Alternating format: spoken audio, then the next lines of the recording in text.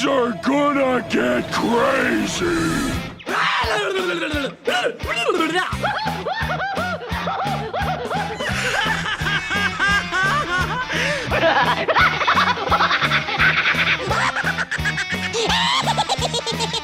Most everyone's mad here.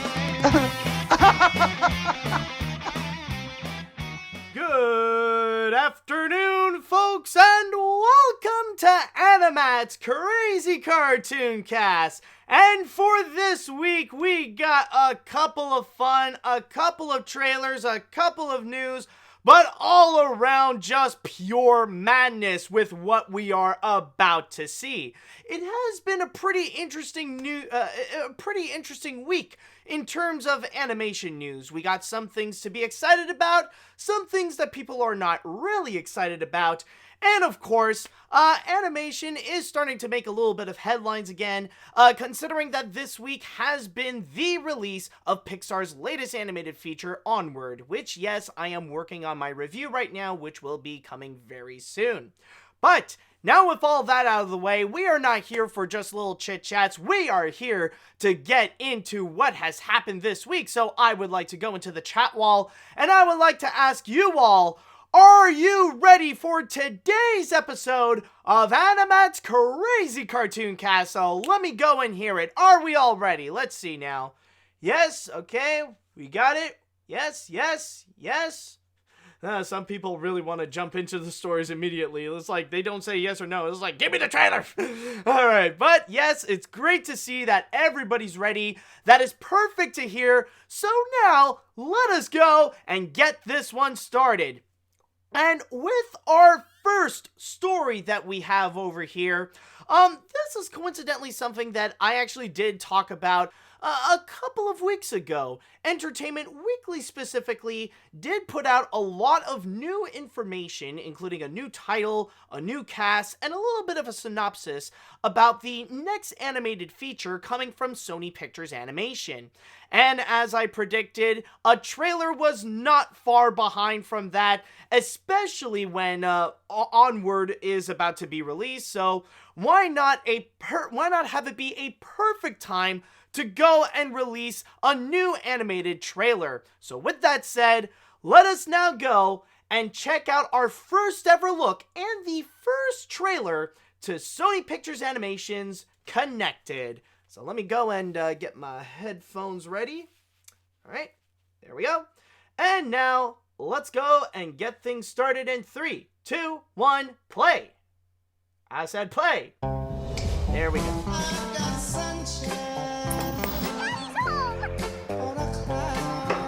Katie used to be my little buddy. We'd go on nature hikes and skip rocks. Slow down there, killer. Are you excited for camp? Don't make me go. We used to be so connected. Hey, Dad, smile. You know, you could experience things a whole lot better without that camera. Dad, this is how I experience things. I don't think... Yes, tomorrow I'm finally leaving for college. But in the meantime, I made you guys this goodbye video. You know what? This is our last night together. How about we make 10 seconds of family eye contact? Starting... Put your phone down. Now. No, you're allowed to blink. It's just eye contact. Ugh, finally. No screens at the table. Lynn, why are you kicking me? I don't understand. I'm just gonna... No, look, I'll watch it. Dad, it's too late. Look, I want to watch it. Dad, this is exactly why I'm excited to leave tomorrow. Katie. I know you can fix this.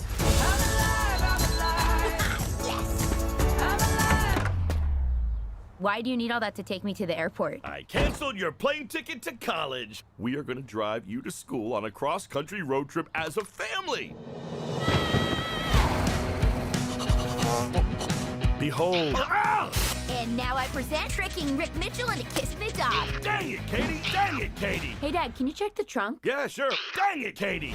Hey, kids, there's supposed to be some great hikes around here. Just a sec, Dad. We hear a pal about to drop our biggest invention yet. Meet the Helper Bot. We promise you they will never, ever turn evil. Mom, what is that? Greetings, humans. Technology rising up. Sayonara. Robots roaming the streets. What is this strange creature? Dog, pig, loaf of bread. The Mitchells have always been weird. No time to wash your hands. Don't worry, I never do. That's what makes us great. That's my girl! And we just might be weird enough to save the world. All right, hands in. Oh! Oh, he licked my tongue! And that was Connected. And as I stated before, this is Sony Pictures Animation's next movie, and indeed, it is brought to us and produced by Phil Lord and Chris Miller. While they're not going to be directing it or writing it, this is actually Mike Rianda's job to actually go and do it. He's actually the one that's like fully the brains of like this whole project. And I think I might as well go and start this off by talking about what people obviously see the most and what they're the most excited to check out from this movie, and that's actually the animation, where it's obvious that they are recycling a little bit of materials that they used before and what they've created for Spider-Man Into the Spider-Verse and put it back onto Connected in order to create a little bit of a new style. And honestly, it's actually pretty interesting, and even I'm not gonna lie, it actually does look very nice, where it tries to create a bit of this, well, a little more of a cartoonier look, but not necessarily in the same definition that Sony Pictures Animation would often do. They try to do something a little bit more different, where it tries to be stylized in a sense where it looks a little bit more 2D, where, like, even some of the characters actually have some outlines on them. Like, if you look closely onto the hands of the characters or, like, on their faces and stuff, you do see a little bit of outlines that are presented in them. Again, like what they have previously done in Spider-Verse, but in a way, it's to bring out, like, that 2D cartoon style, but bring it more to life. I guess the best way to put it is like in video games when you would see that cell shaded technology where you see a 3D environment trying to emulate a 2D style. That's exactly what we are seeing here, and it does look intriguing. It does look pretty good. I will admit they did actually do a pretty good job in trying to emulate a good style. And also, one thing that I will comment that when looking at the pictures, I was a little bit iffy about, but now seeing it in action, I don't really mind all that much. And funny enough, it's actually regarding the eyes. Now, beforehand, I had a little bit of an issue thinking that maybe, like, with the little pupils, like, it looks a little too small compared to the gigantic eyes, but in actuality, I feel like it kind of works in a way. It actually does. And one thing that I really do like about the eyes is that it's going back to the classic cartoony style of just having, like, white round eyes with just black dots as pupils, and that's it. Because that's often one of my biggest criticisms when it comes to cartoony animation or, like, 3D, you know, like a bunch of computer animated features that really try to be cartoony. The biggest thing is regarding the eyes, and as cartoony or as over the top as they try to be, they always have these realistic eyes that just don't work. And like if you know about character design, if you know about drawing people and stuff like that, the biggest, or drawing characters in general, the one most important thing that you should never screw up is the eyes, because they say the eyes is the window to the soul. And when it comes to making, like, if you want to make a very abstract and cartoony character, don't try to give it realistic eyes. Don't give it highly detailed and realistic pupils. Then it just looks uncanny. It kind of looks a little creepy. And there have been several examples that I can point out, but that would be a little bit too long. But in here, however, they're doing something a little more different, considering the stylized look that's trying a bit more to emulate to emulate more of a 2D cartoon. I'm glad that they're going back to the regular black dots for eyes, and I haven't seen that. I haven't seen a movie done that in a long time. So, like, probably the only one that I could really think of an animated feature that did do that before was really what was it? It was a Sausage Party. like, some people could say that there have been other animated films that do different styles of eyes, or different computer animated films, like Captain Underpants, for example. But like the classic definition of like cartoon eyes, of just like the round white circles with like black dots to present the pupils, like that I really do enjoy, and it does look great. And so far from what we have seen throughout the feature, and like even just holding still like just an image from the trailer, one thing I've noticed is like even the backgrounds actually do look pretty nice, where like even that is pretty stylized, where it has a bit more of a painterly look, where yeah, like it has happened before in previous animated features, but this one more than ever, like it really emphasized that it's not really a realistic background. We're not like, they're not trying to make a real, you know, they're not trying to put in realistic details or trying to create a 3D world like in a video game or something. Like they're trying to present this like a cartoon, and they're trying to make this like a painted background in a way. It's like this truly does define 3D animation trying so hard to emulate 2D. And so far, the effect, I will say, actually does work. It does look pretty nice, especially when there are times that they do show when, you know, it does get a bit more extreme in a way, like when, like by the third, like, I guess the third part of the trailer here, where like then they start getting into the robot apocalypse. That's when they would also go and emphasize on the action. And on top of that, like you do see a whole bunch of vibrant colors. Like this is another great thing about this trailer that we see from the animation, is that it does play a lot with the colors. So I have to say major props to the animators on this, because so far they are going for a unique stylized look, and I do believe that it does work very well.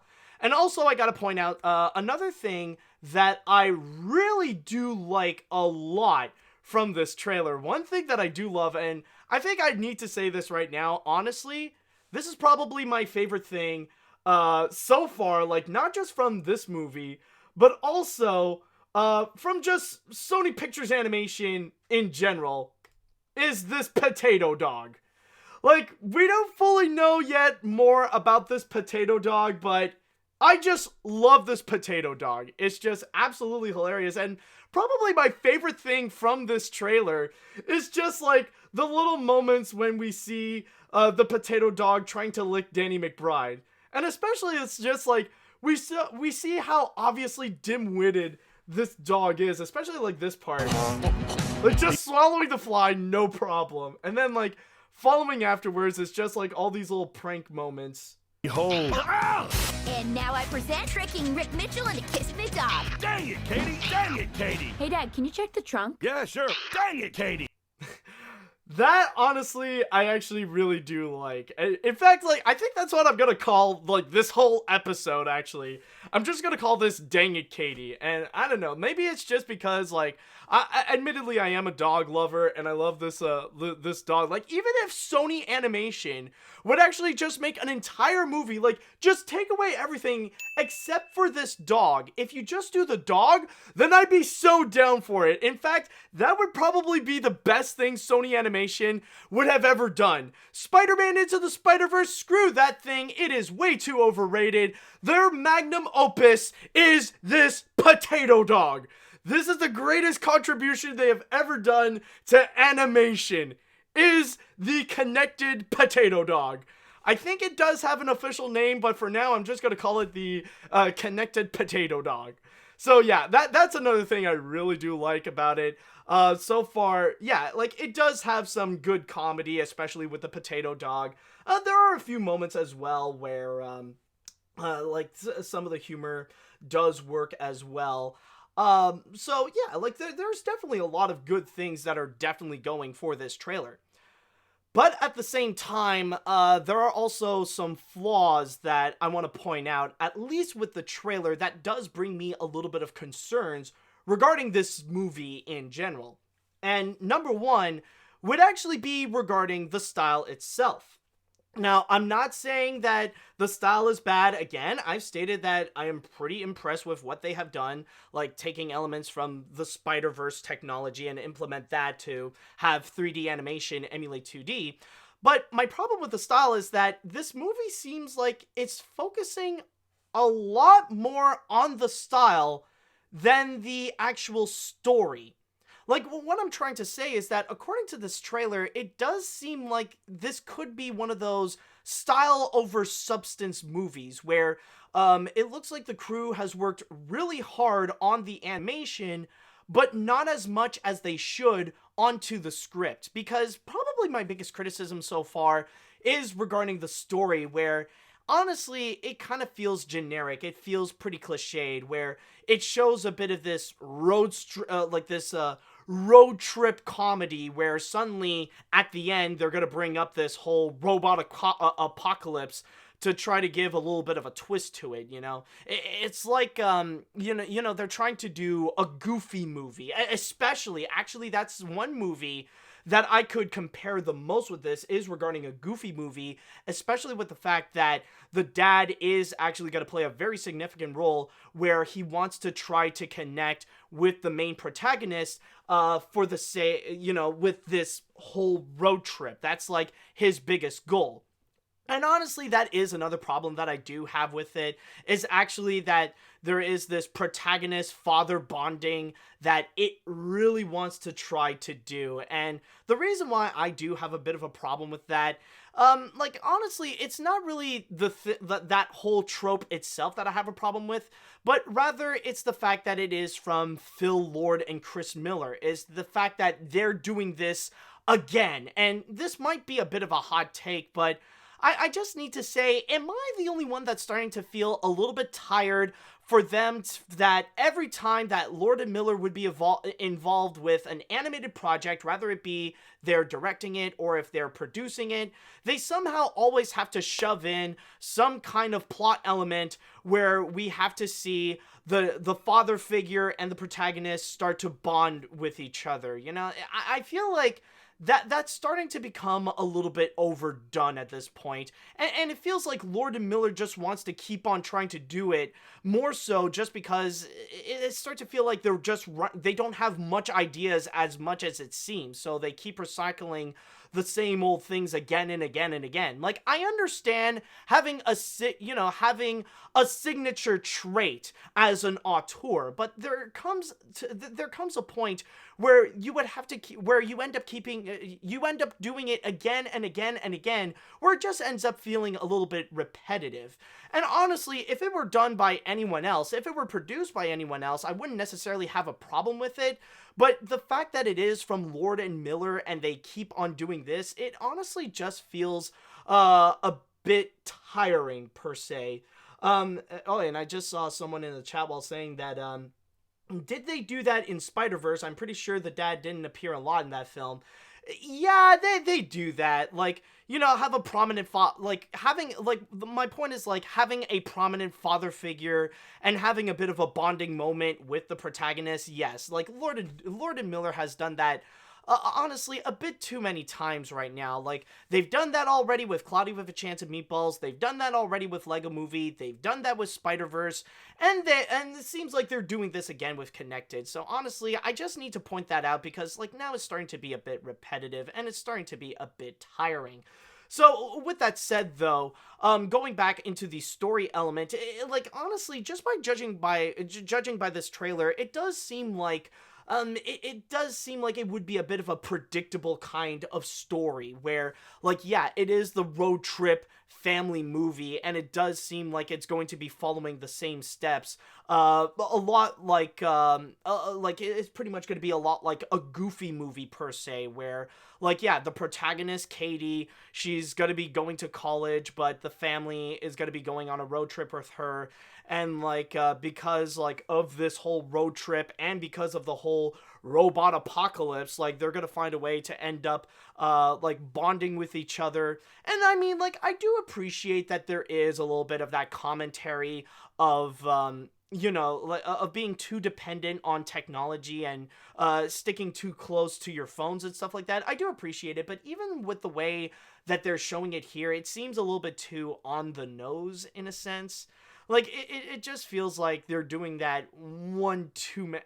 It feels like they're hammering in the message instead of, like, letting the message itself, present it to the audience. So that's one thing I am heavily worried about, is mostly regarding the story and how that's going to be handled. And if it really is going to be a style over substance feature, then honestly, I feel like it is going to be way too bad, because at this point, as impressive as the animation is, like, I know that I'm going to be in the theater and I'm going to sit there for like 90 minutes watching this.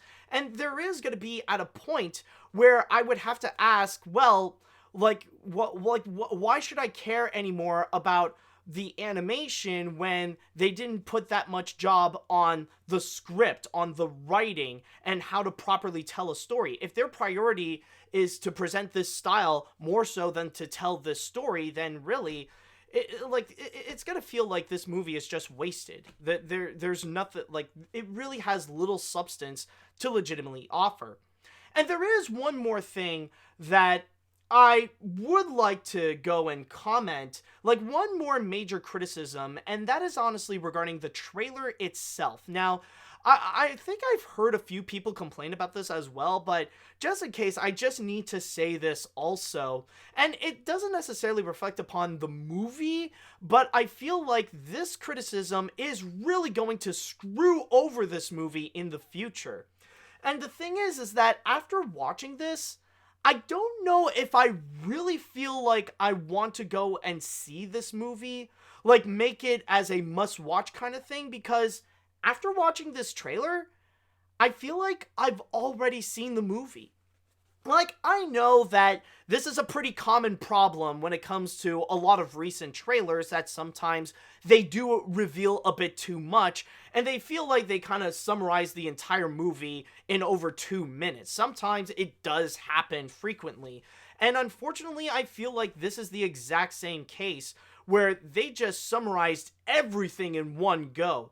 That they showed the origin story, and then they showed that Katie is going to be leaving for college, and that they're going to go on a road trip instead of sending her off on a plane, and then suddenly the robot apocalypse happens, and then they're going to end up bonding together because of this road trip and the robot apocalypse and stuff like that. And I think it's because, like, this trailer alone did cause a bit of predictability onto the movie, and that's why I say that this is going to be one of the reasons why later on in the future, I wouldn't be surprised if it could hurt this movie more so than actually help selling it to audiences.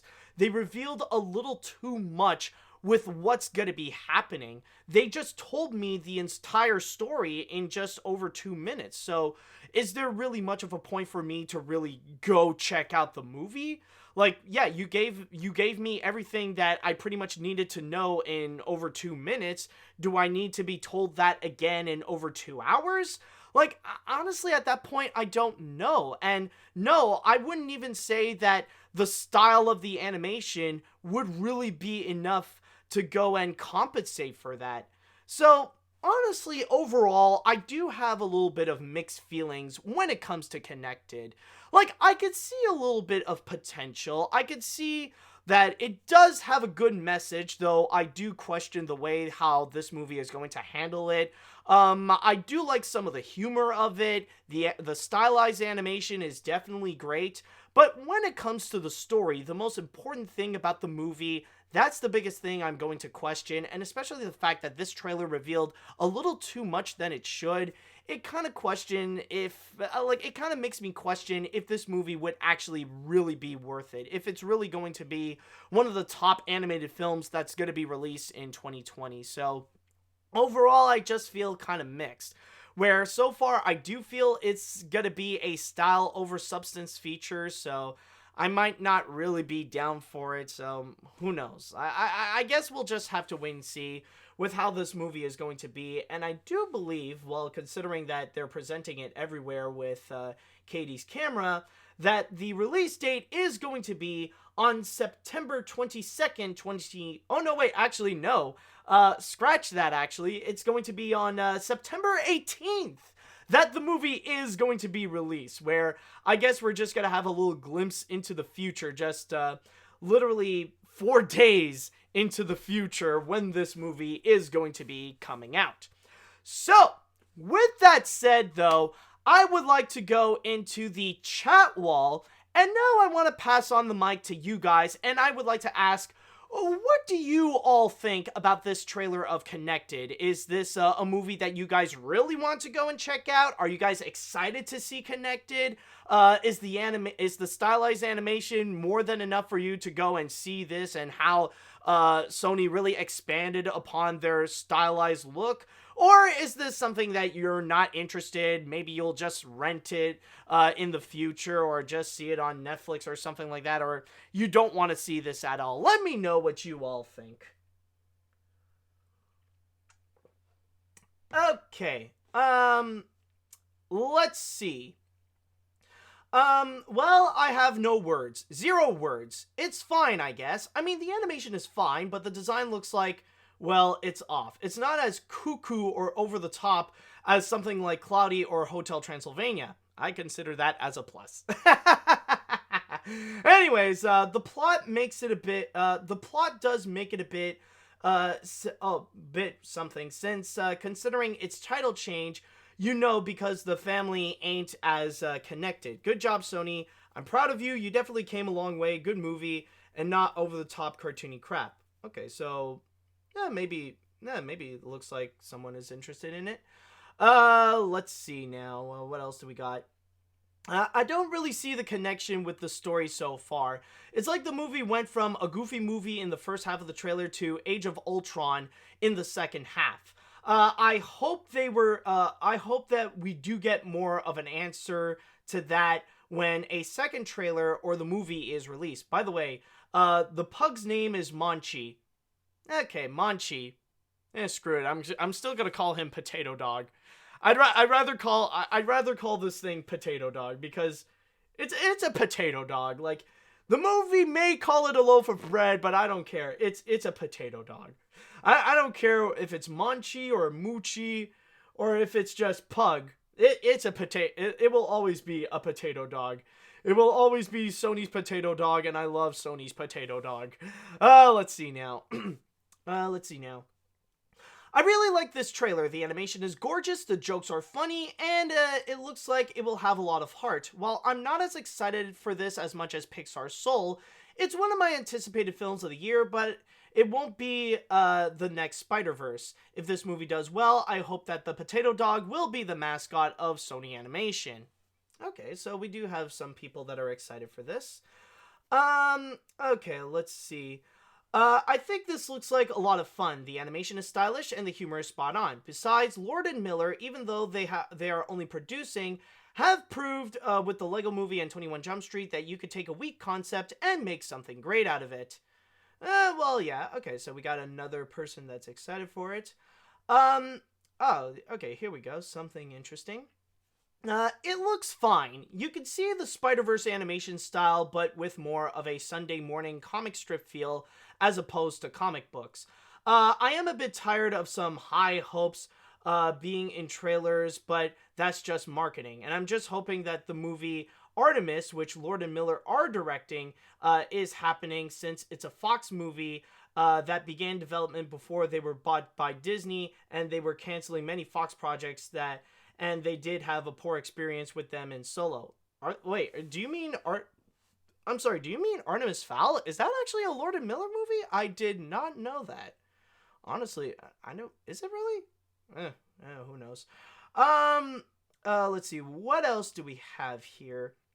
I kind of want to see it. It'll be way better than the Emoji Movie for sure.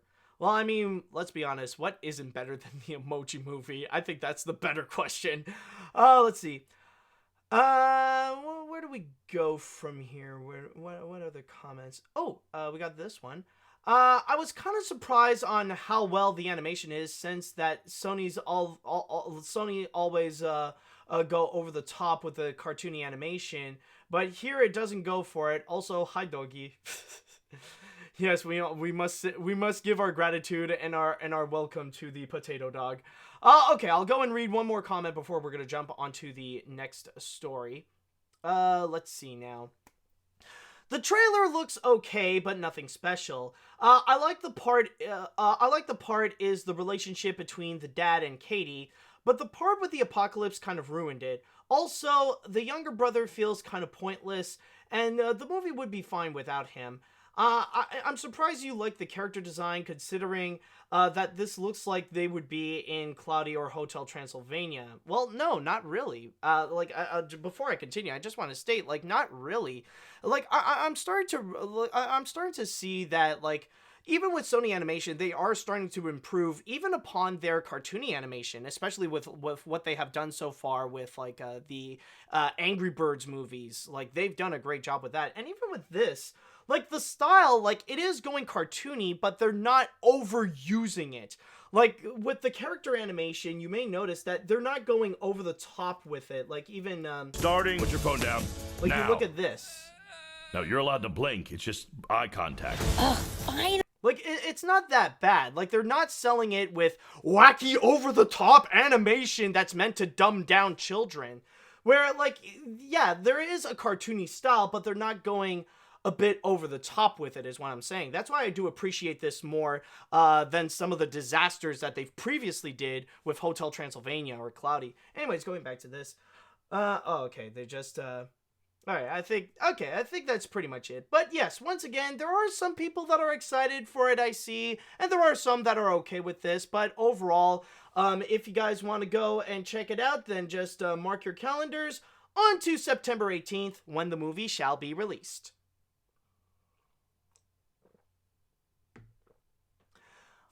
Okay, so for our next story, we are going to be jumping from one trailer to the next. And we are going to be jumping from one dog to the next, where in here we got Sony's potato dog, which he does seem like a very good boy. But with our next one, well, we have talked about this a few times before in AniMat's Crazy Cartoon Cast. But now, considering that the release date is actually going to be pretty soon, in a few months, we will have one more major look into this movie.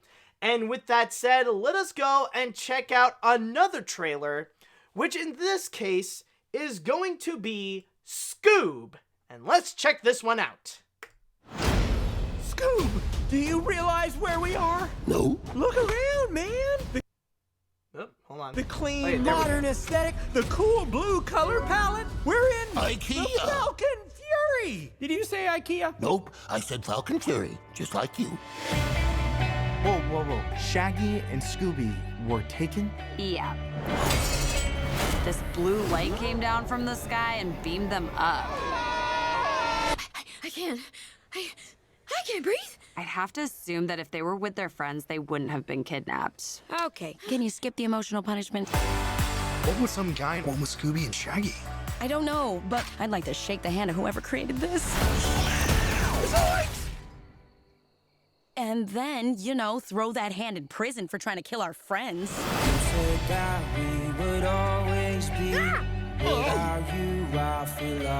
Hey! This mangy stray's coming with me. He's not a stray. Okay, then. What's his name? His name's Scooby. Middle name? Doobie? Last name? Doo. Gentlemen, welcome aboard. This isn't about some guy in a rubber mask. I would have gotten away with this if it weren't for you meddling. This is about one of us. Welcome to the Falcon Fury. Falcon! Hang on. Turn on the lights. Where are my balloons, Dee Dee? When I say Falcon Fury, that's supposed to cue the balloons. Oh, great timing. You might want to buckle up. Scooby-Dooby-Doo. Maybe this can lead us to our culprit. Jinkies! Apparently, he's been stealing Netflix by using his mother's account.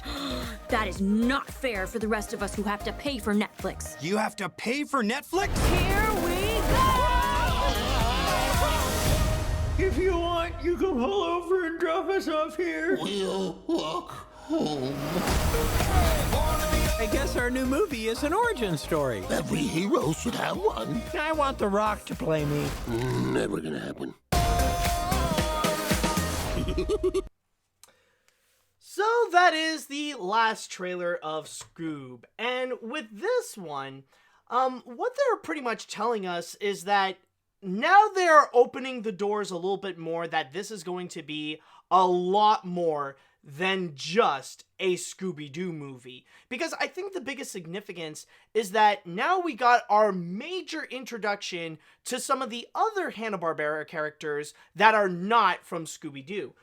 More specifically, it's like by the, like when you get by the 90-second mark, that's when we are fully introduced to characters like the Blue Falcon, and then Dynamite, and Dee Dee, and then also, of course, Dick Dastardly, even though we didn't get a whole lot, but now we got our official first look onto Dick Dastardly. Like, where would be a good first shot of him? Like, okay, well, I guess we'll take the, Dick Dastardly, wanted poster here, so now we do have our first official look of them, not only modernized, but also in the form of computer animation. And with this, like, we do see a little bit of how they're going to be, like with, we do got a little hint with Blue Falcon. He does seem like the typical egotistical superhero that wants to make sure everything works. Like, he's kind of like the jerkish boss in a way, especially towards Dee Dee. And with Dee Dee, like, that's another character we don't really see a whole lot as well. She's just the Blue Falcon's assistant. And again, like, going back to Dick Dastardly, we only got very little of him so far. It's just like this one little clip here. Scooby-Dooby-Doo. Yeah, just this one little part. It's just him, like, coming down from his giant ship, and that's it. We know that Dick Dastardly is gonna be the main villain of all this, but that's it. But there is one character that I'm honestly a little bit surprised about with his interpretation, that they really rebooted him in a way that he's a lot more serious than his original counterpart, and that is actually Dynamite. If I could find a good area where he is, yeah, like somewhere here. You might want to. Yeah, like right here. Like, I'm kind of surprised that the way that they're interpreting Dynamite here, especially with his design, that they're taking him a little bit more seriously. Because if you do look at the original Blue Falcon and Dynamite cartoon, or like a better example for some of you modern kids out there, like if you guys remember the Dexter's Lab episode where Dexter crosses over with the Blue Falcon and Dynamite as well, you might remember Dynamite is more of a goofball type of character, where it's like part action-packed, but it's also part of a Scooby-Doo style comedy, where Dynamite is more, like, Dynamite can be interpreted in a way it's like a combination of Scooby-Doo and Inspector Gadget, and his voice as well is really something that does define the goofiness of the character. Like, okay, BF, we're gonna go and try to get the bad guy here. Whoa, might have messed up a little bit there. He might be getting away, BF, but don't worry, we're gonna go and try to get him.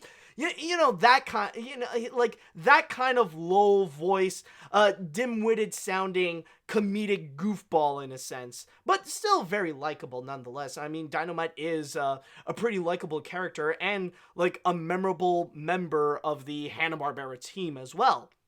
But in here, even though we only got a little bit of Dynamite, it seems like the way that they're interpreting Dynamite is someone that's going to be a lot more serious, in a way that's going to be more of an assistant to the Blue Falcon, more so than the comic relief to the Blue Falcon. And even his voice is going to be a lot more distinctively different, especially the fact that it is going to be voiced by Ken Jeong. Like you listen to a little bit and it's way different than the usual voice of Dynamite. You might want to buckle up. It's like, it's not the dumb goofball anymore. Like now it's like Ken Jeong, and even like this kind of role, like just that little line, it sounds a little bit more serious even for a Ken Jeong kind of role. So that's honestly a little bit surprising there. But I will say, though, that I do need to add, we haven't seen everything just yet. Because I know for a fact, even though this is the final trailer, there are still a bit more surprises coming from this movie. Especially when we did not have an official look at two more significant Hanna-Barbera characters that we know are going to be coming in this movie. The first of which is Muttley. Considering that we do know that Dick Dastardly is going to be coming to this film, like, we know Dick Dastardly is going to be the villain, but we have yet to officially see Muttley in this. Now, I know that there have been some images that have already been released to know, like, how Muttley is going to be looking in this feature, but not something that is official from Warner Brothers as of yet. So, like, I mean, yeah, like, technically we have seen him, but not in an official way, not in a clear way that would be heavily connected with this movie. But also there is another one, and this is one that we have yet to see any of it. Now, we do have Dee Dee so far being the assistant to the Blue Falcon, but what I'm really excited is going to be Tracy Morgan coming in and just blasting out, "Captain Caveman!" Oh my god, I remember Captain Caveman, and I will admit, he was a bit of a favorite of mine growing up as a kid, so, like, I remember especially it's in the Laugh Olympics. Oh my god, that guy was hilarious in there. And with the Laugh Olympics, I remember Captain Caveman was a part of the blue team, and he was prominently represented there. I believe it is, yeah, it's in the blue team he was in. And from there, where, he is going to be in the movie, and we have yet to see him. We only know that one of his girls, Dee Dee, is going to be involved. We do see her there, but we have yet to see Captain Caveman. And that is going to be something I am pretty excited. So, I do applaud Warner Brothers for keeping some of the surprises in SCOOB, that they didn't reveal everything, even with this final trailer. Now, there is one thing, however, that I would like to go and criticize, and one thing that I am a little bit iffy on, and honestly, it is regarding the humor. Now, we do have already a lot of stuff that we have seen already, of course. They did recycle elements, like, at the beginning, we've seen Shaggy and Scooby, like, when they first realize they're in the Blue Falcon's ship, or I believe it's the Fighting Fury that they said? Is it the Fighting Fury that they call it? Or the Falcon Fury, actually. Fury! Did you say IKEA? Nope, I said Falcon Fury. Yeah, Falcon Fury.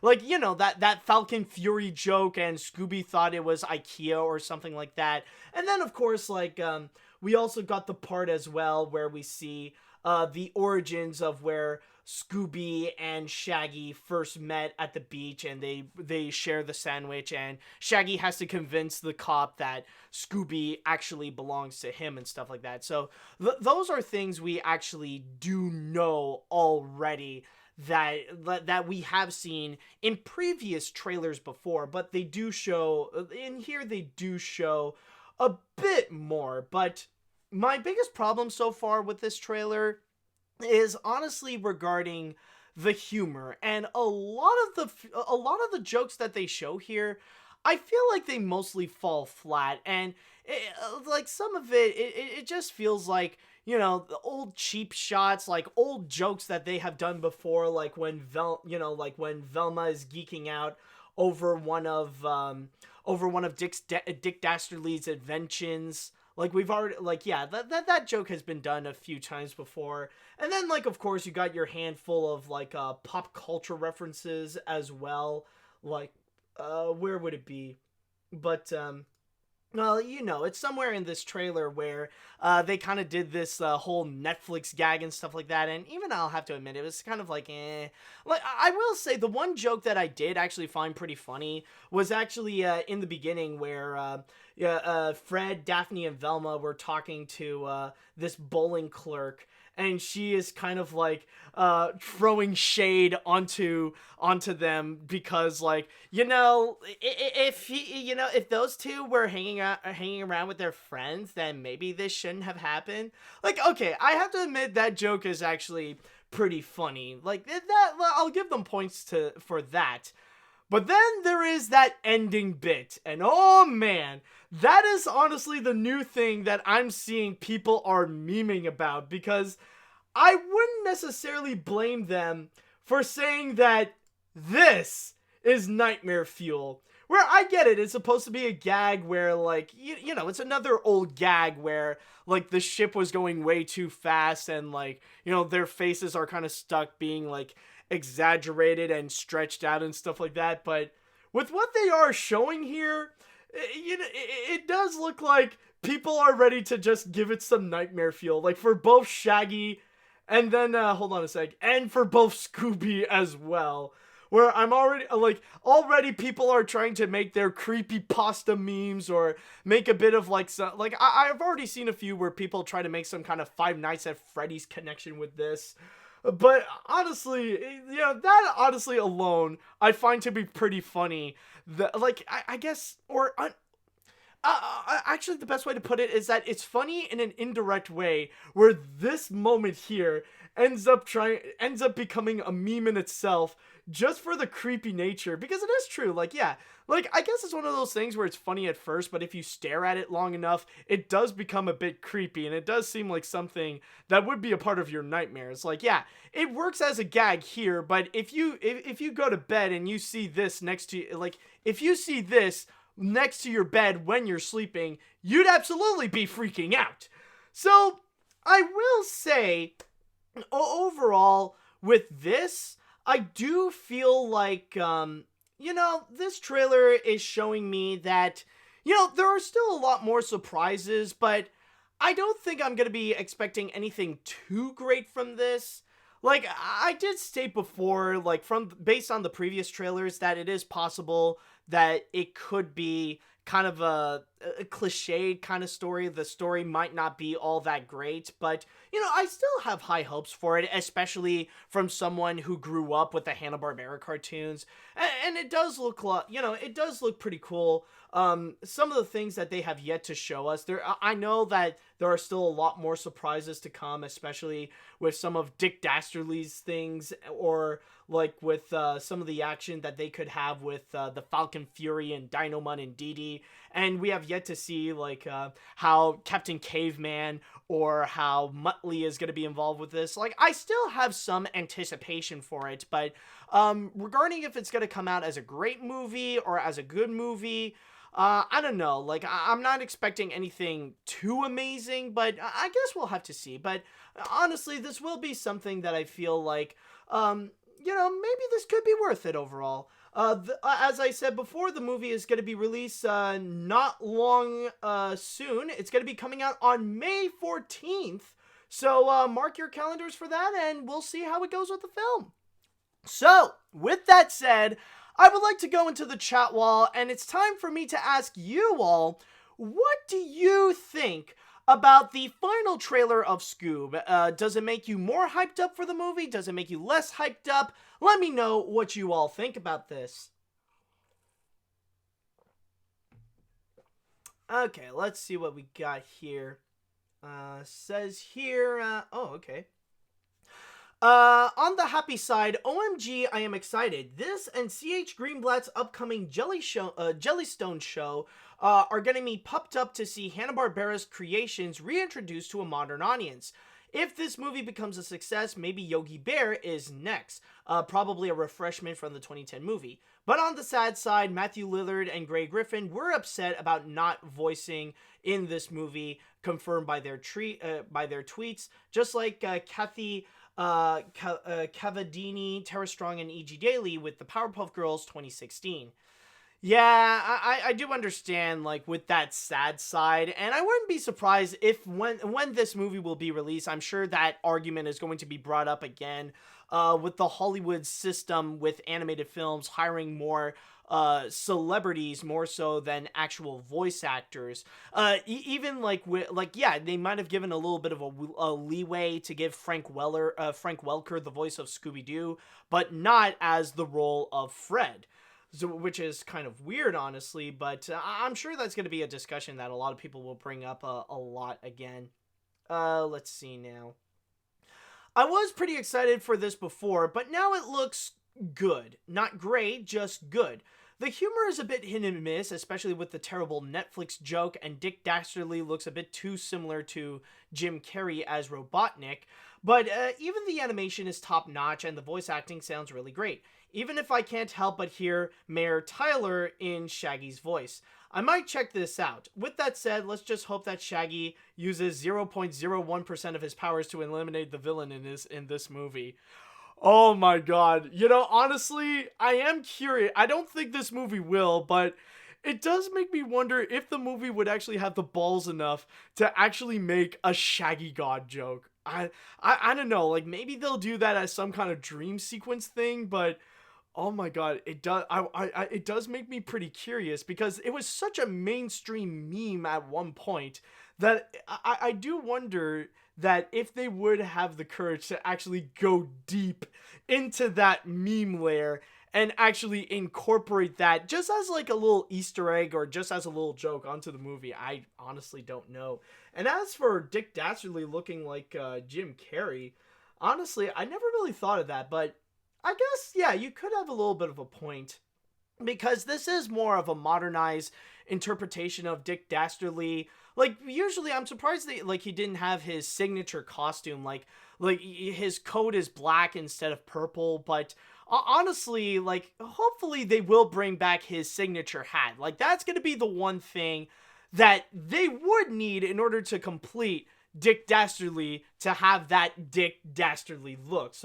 So far we have yet to actually see the hat, but hopefully they will bring it up eventually because, yeah, I do understand. Maybe, like, honestly, it's probably more of a coincidence than anything that Dick Dastardly does look a bit too much like Jim Carrey as Dr. Robotnik in the Sonic movie, but hopefully they will, I'm hoping they will bring the hat back because that's going to be the one thing that will truly make Dick Dastardly the character we all know to love to hate from, Wacky Races and all those other Hanna-Barbera cartoons.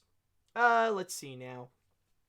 For me, personally, I feel like they used too many clips from the first trailer, especially showing the same young Shaggy scene, but I still have hopes for this movie. I got decent laughs, the voice acting sounds good, and from what I can hear, I even don't mind having other Hanna-Barbera characters since they would consistently cross over, especially before crossovers became a big thing. Hopefully this won't be too fan servicey and still make this feel like a Scooby-Doo movie. This could work.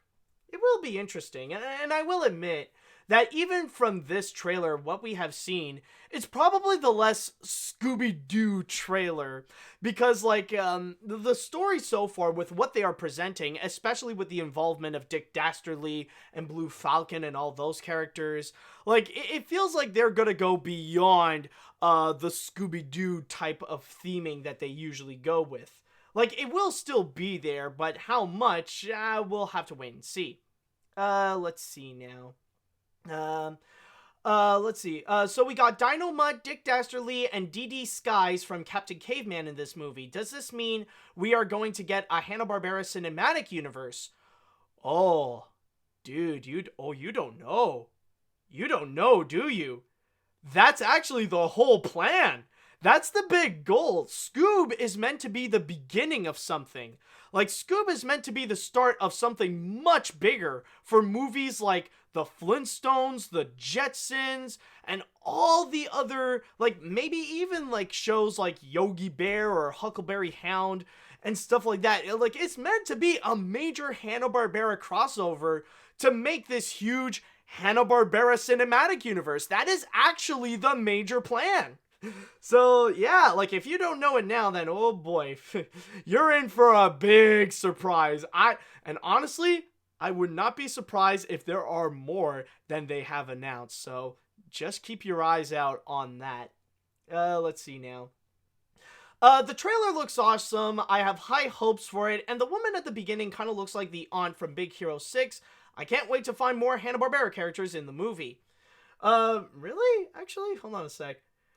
Yeah, like, I'm not gonna lie, it is true, it is true that the character designs in general, like, some of them do look a bit like they came from Big Hero 6, especially, like, with the girls. I think the girls do give out that kind of style in a way, with Daphne Velma, and now with the bowling, with the bowling girl in, the bowling girl, like, in the beginning of the trailer. And yeah, she does look a bit like the aunt in a way, and I'm not gonna lie, she does look pretty cute. See, I just need to put it out there. It's like, she's actually pretty hot, I'm not gonna lie. Alright, I'm gonna read one more before we're gonna jump onto the next story. So, let's see what we have here. Which one? Which could it be? Okay, so we got this one.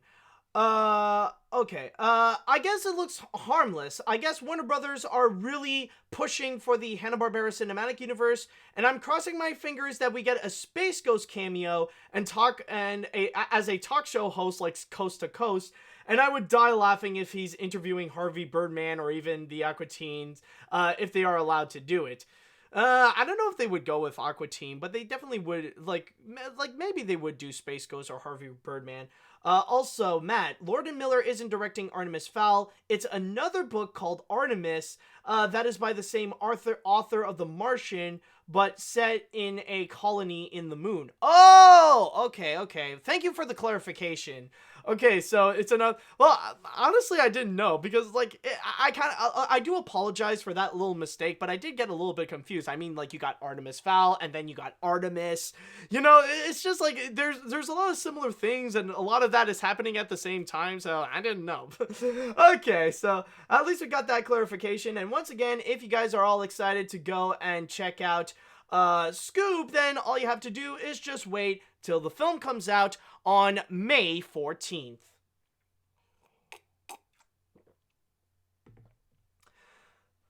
Okay, so with that said, it is now time that we are finished with all these trailers, and now we're going to jump onto our news story, in which with this one, I just need to start this off by saying that even if we just take like half of it, or just part of this, I would already be excited. But this is a combination of many things all together, and with that said, honestly, I feel pretty hyped up, and I think Netflix has a pretty legitimate show on their hands, or shows, may I say, because they got some interesting works coming from Taika Waititi. Yes, Taika Waititi is going to be working on Netflix. Is going to be working at Netflix in order to write, direct, and executive produce not one but two shows that are based on the Roald Dahl classic Charlie and the Chocolate Factory. But by the way, these two shows, they're not going to necessarily be direct adaptations of the books. In fact, it doesn't necessarily say anywhere that they will be just like taking the books and then turn that into an animated series. What they are going to do instead is that there's going to be one show that's just going to be based on the world and the characters of the books. It's not going to be an adaptation, but it will be featuring the characters set in that world. And then there is another show that will be a lot more original, but it's going to be set in the world of Oompa Loompas. And that's all we know about the second show, where the first one will be a lot more familiar, and then the second one, Taika Waititi is going to have a lot more freedom to do his own thing, with the exception that he needs to include the Oompa Loompas. And maybe this could, like, who knows, maybe this could be like a prequel series where we will see the Oompa Loompas before Willy Wonka came in, or when Willy Wonka entered into the land of Oompa Loompas and how he convinced them to go into his chocolate factory. Like, we did get a little bit of a hint of that in the Tim Burton movie, but it was just like a little bit of a throwaway scene, and that's pretty much it. But anyways, going back into this, of course, if you guys do remember in the past, then you might recall that this was something that was announced by Netflix, that they are collaborating with the Roald Dahl Story Company in order to go and adapt many of Roald Dahl's stories into animated projects. I think more specifically just do animated TV shows, but mainly they want to go and adapt a lot of Roald Dahl's books. So it's not just Charlie and the Chocolate Factory, but they're also planning out to do something with the Twits, with Matilda, with the BFG, and a few others as well.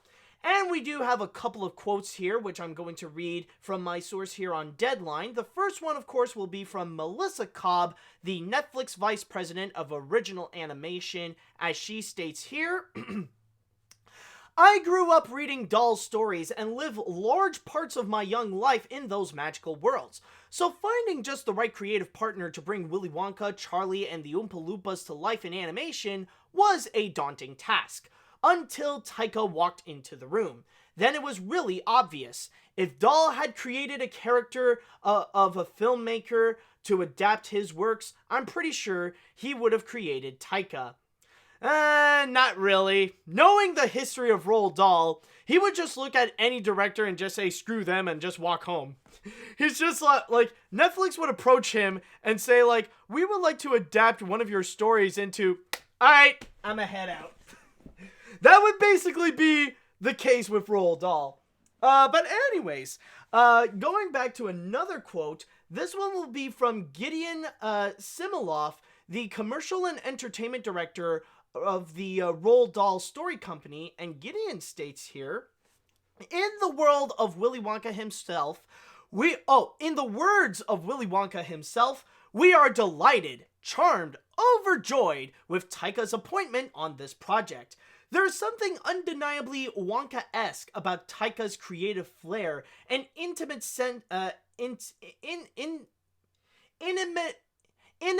sense of humor, and we cannot think of anyone more perfectly suited to leading the creative charge of these first-of-their-kind, feature-quality Netflix shows.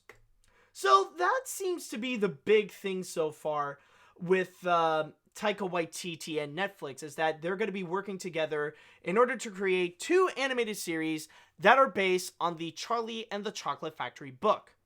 And as I've said before, you could just take 2 of these elements and you can actually make something that is actually pretty exciting in itself.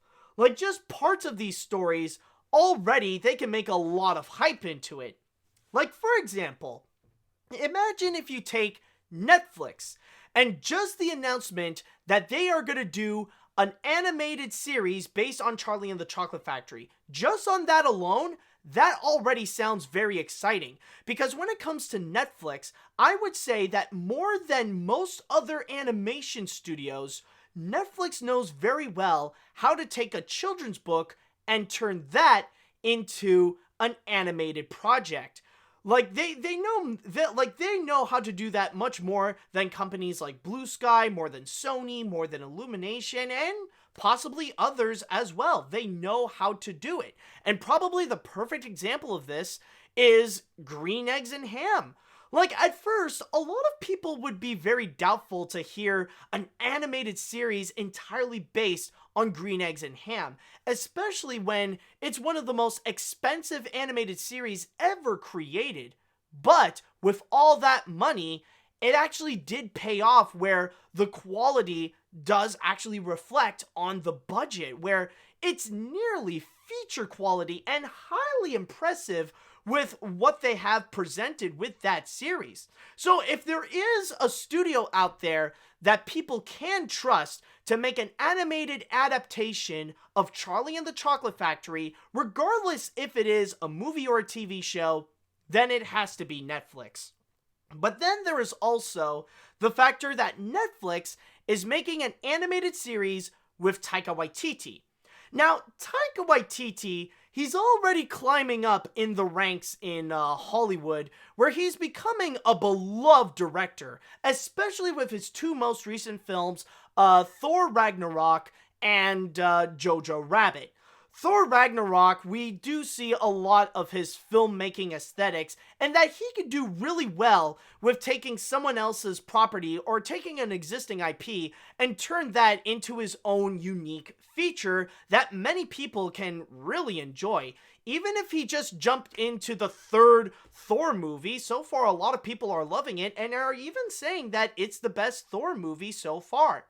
And then you also got Jojo Rabbit, which does highlight a lot of his whimsical humor. Even if we go into serious subject matter like Nazis, he knows how to have a lot of fun with it and make a great story out of it. In fact, so great that he did actually just won the Oscar a month ago for Best Writing, or for Best, for Best Original Screenplay. Is it Original Screenplay? No. Not Original Screenplay, Best Adapted Screenplay. I just realized, like, wait a minute, no. Original Screenplay went to Parasite. Okay, there we go. So that's the thing. With Taika Waititi, he's already proven himself to be quite a beloved auteur so far, and I would love to see him go into an animated project, especially the fact that we were close to having him in an animated project before, where I think at one point he was originally going to do this animated Flash Gordon kind of thing. I don't know if it's a movie or if it's an animated project, but originally he was going to do some kind of Flash Gordon animation, but unfortunately the project never went through because Taika Waititi became a lot more popular and he doesn't necessarily have room to do all the projects that he would want. So the fact that he is going to be working on an animated series with Netflix, I think already that alone is pretty exciting in itself. But then there is also the factor that it's Taika Waititi making an adaptation of Charlie and the Chocolate Factory. There is also that factor as well that is pretty exciting, because with Taika Waititi, like, I've already stated the stuff that, like, he is very capable of being a great filmmaker with his filmmaking and colorful aesthetic that he presented in Thor Ragnarok, and then also the humor that he would present in Jojo Rabbit. Like, having him on board to bring his own voice into a beloved story that we know, like Charlie and the Chocolate Factory, I think it is a great welcome, to be honest. Regardless if it would even be a movie or a TV show, I think that would already be exciting in itself. I mean, we've already gotten a few adaptations before, like we got the beloved classic from the 1970s, and we also got the, what was it? We also got the 2005 Tim Burton movie as well, but I don't mind if we would get another adaptation as well. So having Taika Waititi on board, I think he would definitely do a great job, especially bringing a lively character like Willy Wonka. Or you know what? Screw it. Taika, be Willy Wonka. Like, yeah, you're gonna be pretty busy writing, directing, and executive producing, but I think you can open up some leeway where you can also star as Willy Wonka. I think he would definitely do a great job. I mean, like, if he could be as whimsical and funny as he was with Hitler in Jojo Rabbit, then I think it could actually work out well here as well, where he can actually be a great Willy Wonka. So honestly, already on that factor, it's pretty exciting. But that's the thing, though, is that the three things that I've mentioned about, like, Netflix doing Charlie, or Taika Waititi doing Charlie, or Netflix working with Taika Waititi, those three things are already exciting in itself.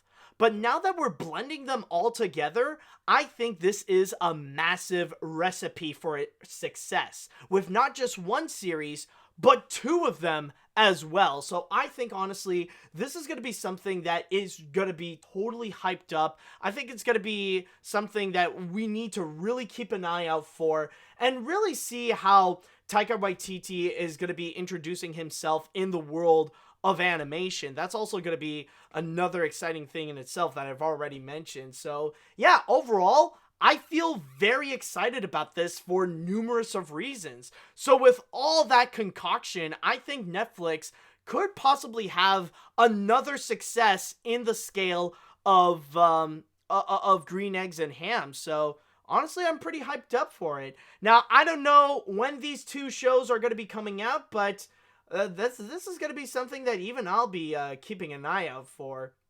Okay, so with that said, I would like to go into the chat wall, and I would like to ask you guys, what do you all think about this news right here of Taika Waititi creating two animated Netflix shows based on Charlie and the Chocolate Factory? Is this something that you all will be excited for? Are you guys gonna watch it? Are you gonna give it a pass? Do you think it's gonna work out? Let me know what you all think.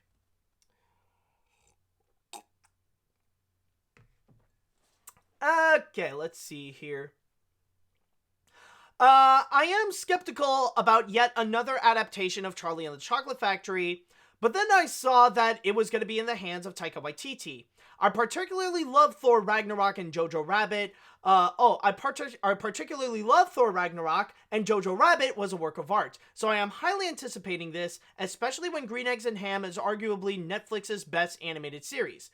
But then again, with stuff like Big Mouth and the Boss Baby series, there's not a lot of competition aside from Tuca and Birdie, and even Tuca and Birdie is already out pretty quickly, so I don't blame you there. Okay, let's see. It looks interesting in my opinion, even though I really don't like his last film, Jojo Rabbit, that much, including his screenplay, but I will give him a chance of what he might do with two animated Roald Dahl series after he's done so far with Thor Ragnarok and the latest episode of The Mandalorian. I will give him a chance, but I expect him better with two Roald Dahl series. Well, I mean, it's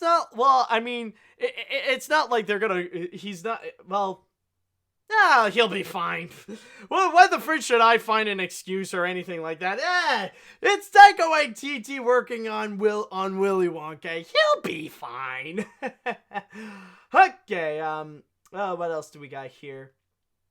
My god, is Taika Waititi even human? He just won an Oscar for Jojo Rabbit, is filming a sports comedy about the American Samoa soccer team, who is the worst soccer team eligible for the World Cup, then co-starring in James Gunn's The Suicide Squad, directing Thor Love and Thunder, a TV adaptation of Time Bandits for Apple, maybe both the live-action Akira movie, and a Star Wars movie, and now this. He's a freaking machine. Also, please watch both the movies and TV versions of What We Do in the Shadows.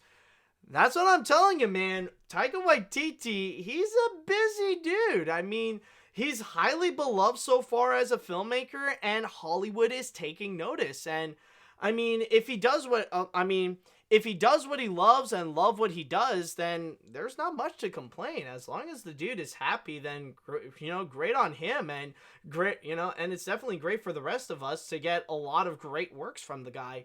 Let's see. I can't wait for this. I love Charlie and the Chocolate Factory, and Taika is a great choice for this. I'm also interested in how this Oompa show is going to work since they have such little dialogue. I mean, it can work. Yeah, sure. They probably don't have, maybe they won't do much dialogue, but then again, a series that can have no dialogue at all could work out. Maybe it could be something in the veins of, Shaun the Sheep, and Shaun the Sheep has been doing tremendously well so far, so maybe the same thing can work out on this. Who knows? Alright, I'm gonna go and read one more comment before we jump onto the next thing here. I know these shows are going to be better than the Tom and Jerry Chocolate Factory movie, but in all honesty, Charlie and the Chocolate Factory is not one of my favorites from Roald Dahl. I get that it's one of his most popular works, but I wish they made a film about the Twits, Enormous Crocodile, and Dirty Beasts. By the way, speaking of Roald Dahl, there is a second adaptation of The Witches coming in 2020. It is directed by the same guy who directed Who Framed Roger Rabbit and The Polar Express. Oh, so Robert Zemeckis then. Well, I mean, you're in luck. The thing is that as I've stated before, it's not just Charlie and the Chocolate Factory that they're gonna do. It even said here that they will do animated adaptations of Matilda, the BFG, the Twits, and many more. So if Charlie and the Chocolate Factory is not your cup of tea, then just wait a bit more, because there is going to be other Roald Dahl stories that Netflix is going to do. So just keep an eye out on that. And as for this one, though, even though we don't really have a release date as of yet, we will wait and see with how things are going to go, and I do wish both Netflix and Taika Waititi the best of luck on working on 2 Charlie and the Chocolate Factory series.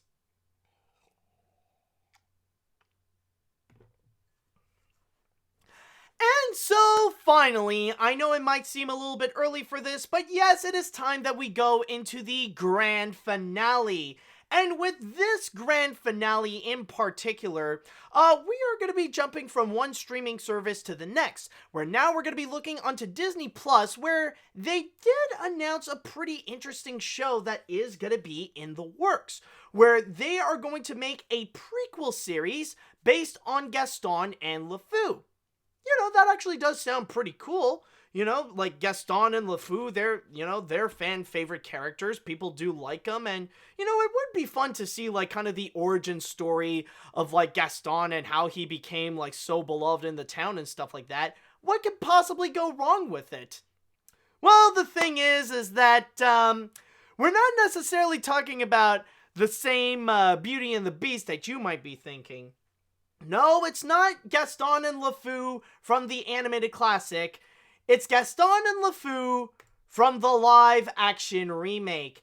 Yes, Josh Gad, along with the Once Upon a Time creators Eddie Kitsis and Adam Horowitz, are going to be collaborating together in order to co-create, write, and showrun a limited prequel series based on the 2017 live-action remake of Beauty and the Beast. Oh boy, that is actually quite a mouthful. And so far, considering that Josh Gad is going to be heavily involved with this project, yes, he is also going to be starring and reprising his role as LeFou, along with Luke Evans coming back as Gaston. Reading a bit here from my source here in The Hollywood Reporter, it states... The Untitled limited series will be a 6-episode musical event, with composer Alan Menken in talks to return as well. Sources say the project, which is currently in the early development stage, will take place well before the events of the film and also expand the Beauty and the Beast universe. No other stars from the film, like Emma Watson and Dan Stevens, are currently attached, though sources say that there is a possibility that they could pop in for a guest spot.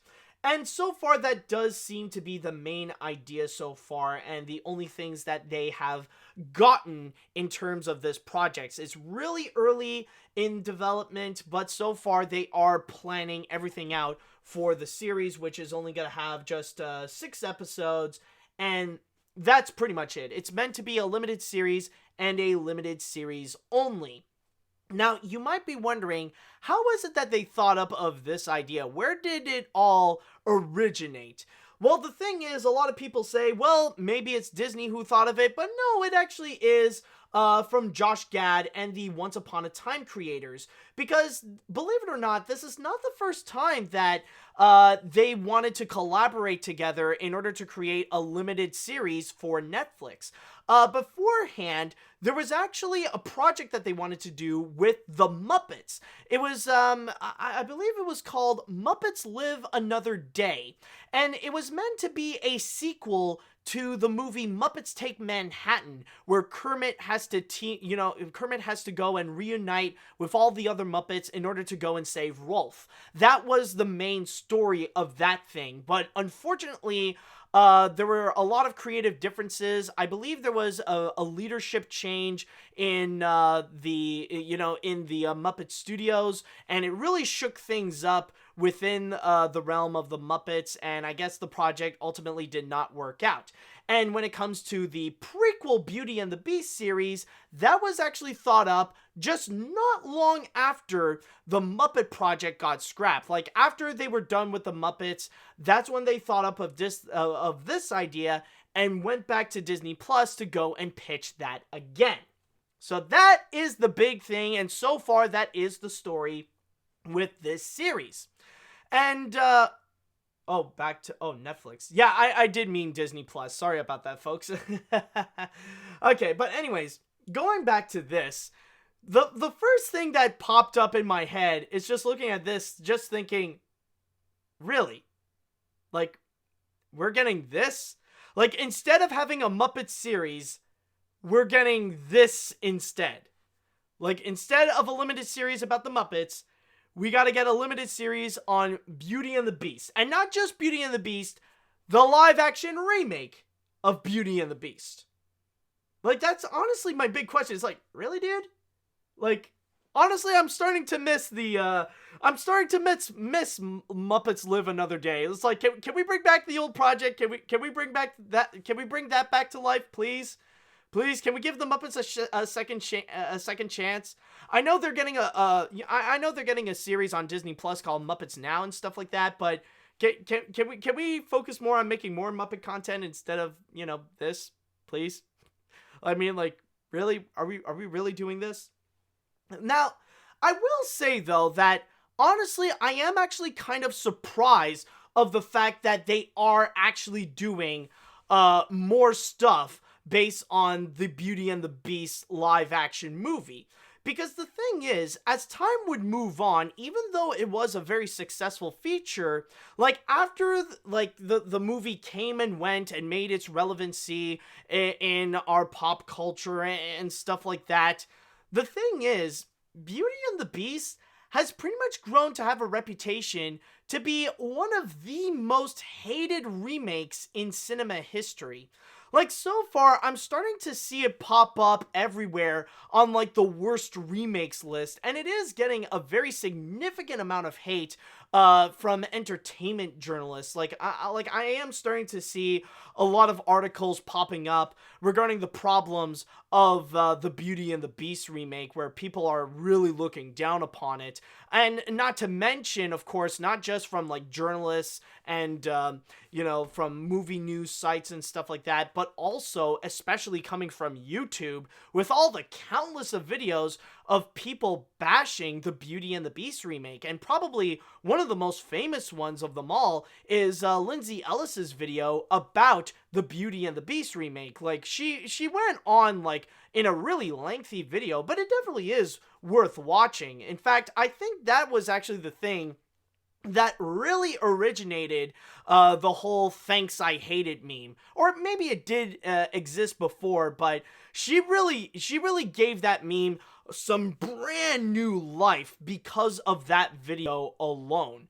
So the thing is that considering that there is a significant amount of backlash against the Beauty and the Beast remake, I'm surprised that Disney would actually go and be willing to go and actually make more stuff out of it, like actually make, regardless if it were like another movie, like a sequel or something like that, or if it were like, in this case, just a limited series. I'm surprised they would actually go in that route. But then again, even though I am surprised, I'm not gonna be stupid and ask, like, I don't get why Disney would go and make something like this. Like, I do understand entirely, and I think the answer is easy to find why Disney would want to go and try to make a prequel series based on the Beauty and the Beast remake, and that is because of the fact that, as I said before, the movie was extremely successful. Not only is it the first Disney live-action remake to surpass over $1 billion at the box office, but considering right now, I believe it made around $1.2 billion, considering that fact, it is also the second highest grossing Disney live-action remake of all time, just right under the Lion King remake from last year. And because it is massively popular, then of course Disney is going to go and try to capitalize it somehow. Like, not just with merchandise, but like even go a little bit bigger and try to create something more, like maybe another movie, or in this case, a limited series for Disney Plus. And I wouldn't necessarily blame Disney on that as well, because let's be honest, if it were any other studio that would have this movie in particular, they would do the exact same thing, maybe even a little bit more, where at this point we probably would have already gotten a sequel movie by now. So really, it's not really Disney that we should blame for the existence of this, but rather it's more capitalism. And in the world of American capitalism, money will always be more important than your feelings. So that's the big thing that we do need to highlight on this. So of course, it is surprising that they would do it considering its reputation right now. But still, at the same time, it's also not really surprising because the explanation is easy as to why Disney would go and agree to do something like this. But honestly, overall, just by watching it, or just by seeing this and remembering in the past, honestly, I don't know. Well, no, it's not, I don't know. It's yeah, it's for sure, I wouldn't necessarily be down to check this out. But I will say this, though, and before I would go and continue on that, on what I would do with this thing, I just need to make this statement, and if I do have to give some positives about this limited prequel series, to be honest, though, at the very least, I will give it credit that it's not going to be highlighting some of the worst things from the Beauty and the Beast remake. At least it's not going to be highlighting any of the terrible CGI, and it's not going to be fully bringing back, at least Emma Watson is not back to be the star and act like a complete broken animatronic that doesn't understand the concept of acting and singing. At least we don't have any of that at all. So, to its credit, and also, on top of that, I would like to add, even though the characters, how they are written, it is more meh than anything, I will give credit that Josh Gad and Luke Evans, they did do a good job as their characters. They did give out some of the better performances in the live-action remake. So, the best thing that I could say about this prequel series is that it could be worse. There are worse ideas that they could go with where they would end up highlighting the worst traits about the live-action remake, but at least they are developing some of the better parts of it, so at least, it does make it just a bit better, but not necessarily by much. But even with that said, overall, I am not a fan at all of the live-action remake of Beauty and the Beast, and I'm totally not interested to go and check out this limited prequel series at all. Even if they would bring in Alan Menken, what more songs can you really add onto something like this? I mean, yeah, Evermore was pretty good, but other than that, the other new additions, they're so bland and so forgettable. I don't even remember their names. So, honestly, this, I gotta say, is kind of a hard pass. And on top of that, there is honestly something a little personal for me, and that is the fact that they had to scrap out a Muppet project for this. So it's this thing exists because a Muppet project doesn't.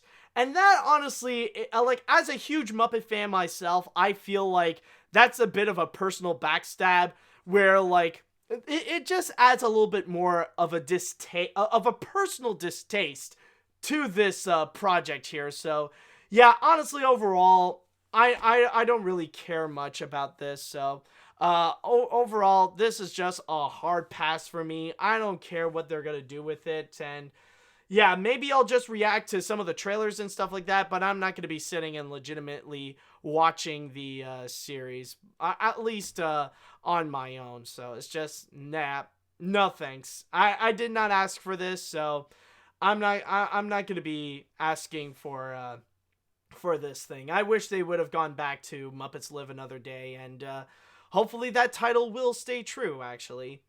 So, with that said, I would now like to go into the chat wall and want to ask you all regarding your thoughts on the prequel series to Beauty and the Beast. Is this something that you guys think you would want to watch? Are you guys actually anticipating for this? Would you want to check this out? Are you not a fan? Do you not like the Beauty and the Beast remake? Let me know what you all think on this. Okay, let's see now. So is this part of the same universe as the Aladdin sequel about the one with the prince? Oh yeah, that is true because yeah, it is true because like it does seem like Disney Plus wants to do more spin-off stuff with the the live action remakes. It's true that they wanted to make that dumb Prince Anders series and stuff. Oh my god. And I wouldn't be surprised if at this point they scrapped it all together because of the massive backlash that they got. But honestly, I don't know. So far, they're saying they're only expanding the Beauty and the Beast universe, and that's it. So I don't know if there's going to be any legitimate crossovers with it, especially when this is just a limited series and nothing else.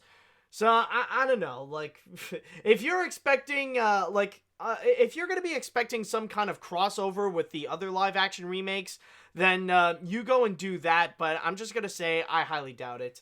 Let's see. Not many people like the Beauty and the Beast remake. Why did Gad think a spin-off of that was a good idea? Honestly, I think Josh Gad was just, like, I think it's honestly, like, if anything, I think it's just more the fact that Josh Gad and the Once Upon a Time creators just wants to, they just want to do a project together.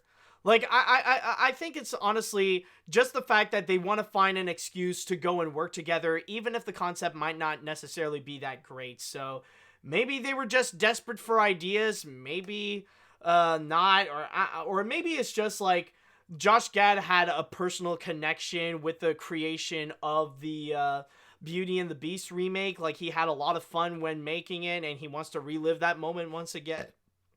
Oh, excuse me. He wants to relive that moment once again, so who knows? Like, honestly, it's their idea, and man, I don't know really. Let's see. Really didn't like the Beauty and the Beast remake, but this is a decent enough idea. I'll admit that Gaston and Lefou were the best parts of the remake.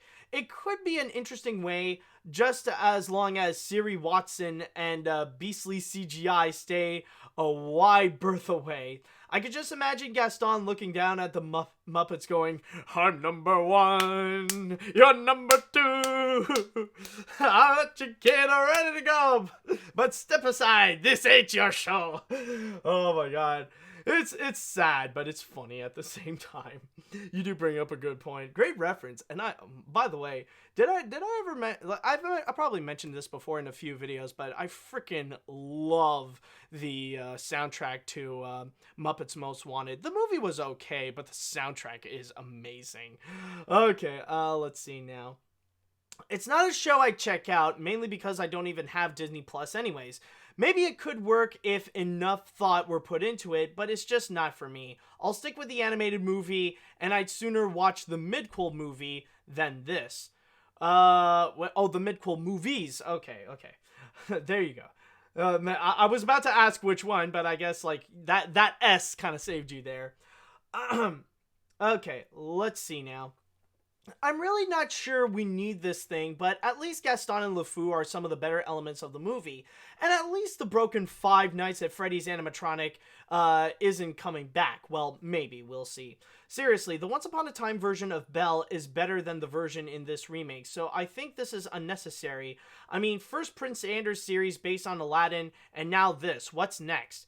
I don't know, but honestly, this could be, like, don't be surprised if this is going to be the future of both Disney Plus and the Disney live-action remakes, where Disney Plus is going to be the new dumping ground of what would be the rest of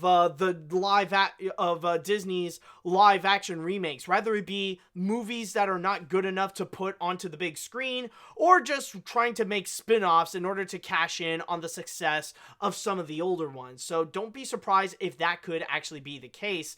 And honestly, if that's honestly the future of Disney Plus, then I'm not going to be that excited, because I feel like that might end up like kind of cheapen the value of Disney Plus. So I don't know. I mean, they're off to a great start as a streaming service, and it would be too bad. It would be really bad if that ends up if they end up screwing themselves over just because of their addiction of the live action remakes. Let's see. I think this sounds like it could have potential. I don't hate the remake as much as some people, but as a massive Once Upon a Time fan, I have faith in the creators, and I trust them not to screw this up. Okay. Okay, that's interesting. That's nice to actually see someone being positive about it, so, okay, there is that as well. Let's see, okay, I don't think I've read this one. I'm really not sure we need this thing, but at least Gaston and Lefou are some of the better, wait, did I? Oh, no, I did. Okay, never mind. Sorry about that. I did read that comment. Okay, I'll go and read one more now. Okay, I'd much rather have a series about Gaston than a series of Princey McWhiteface from Kingdom of Unfunny Pointlessness from Aladdin 2019. Also, wouldn't it be neat to have the army captain, if there will be one in the series, played by Richard White, from one Gaston to another, as it were? Ooh. You bring up a pretty good idea, actually. If they could bring up some of the original actors that did play in the original animated film, then maybe there could be potential. Okay. I will admit, you guys do actually bring up some pretty strong ideas, actually. Like, considering there are some people who do have hope because of the fact that it is from the Once Upon a Time creators, and like bringing up the idea, if they would bring back the original actors to play a significant role in the series, then maybe this could be worth something. Who knows? I do like these ideas, but I guess we'll have to wait and see when the show will be released on Disney Plus, or if they are going to be doing it at all. But with that said and done, I think that we can go and conclude this episode of AniMat's Crazy Cartoon Cast. It's definitely been fun so far, and I can't wait to see what more news shall come. And we'll tune in next week to see if we're gonna get any more trailers or any more crazy news stories that are gonna be worth talking about. So with all that said and done, I would like to say thank you all so much for watching, thank you all so much for listening, and until next time, see ya later, dudes!